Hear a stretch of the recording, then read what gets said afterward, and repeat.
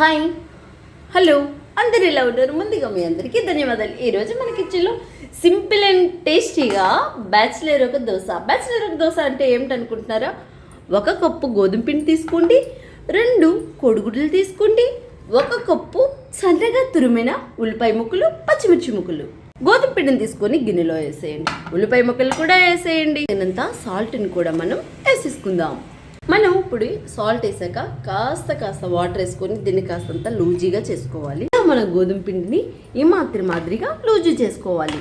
ఇలా లూజుగా అయిన తర్వాత ఇందులో మనం కోడిగుడ్డుని పగలగొట్టి వేసుకోవడమే. 1 అండ్ 2 కూడా 2 కోడిగుడ్లు వేసుకున్న తర్వాత దీంట్లో బాగా కలిసి జస్ట్ ఒక 5 నిమిషాల వరకు మంచిగా కలిపేయండి.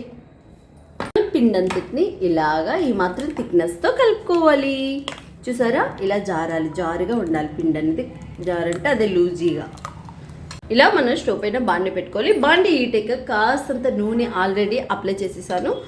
బాండి అట్టలు రేకు వీటెక్కాక మనం ఈ దోశ పిండిని తీసుకుని ఇలా సీఎం అంటారు కదా, అది వీటెక్కినట్టు ఇలా వేసేసి వదిలేయడమే. దాన్ని ఏం చేయకూడదు, అది దోశ మాదిరిగా పాంజిగా వచ్చేస్తుంది. చూసారా, మన దోశ 1 సైడు ఇలా కాలాక సెకండ్ సైడ్ మనం తిరిగేసుకున్నాము. ఇలా కాలాలి. చూసారా ఎంత పాంజీగా, ఎంత స్మూత్గా ఉందో. ఈ దోశ అనేది పాంజీగా చాలా బాగుంటుంది. చూసారా, నోట్లో పెడితే కూడా కరిగిపోతుంది, అంత టేస్టీగా ఉంటుంది. ఇది చేసుకోవడం కూడా చూసారా చాలా సింపుల్. వీడియో నచ్చితే లైక్ అండ్ షేర్, సబ్స్క్రైబ్ చేయొచ్చుగా.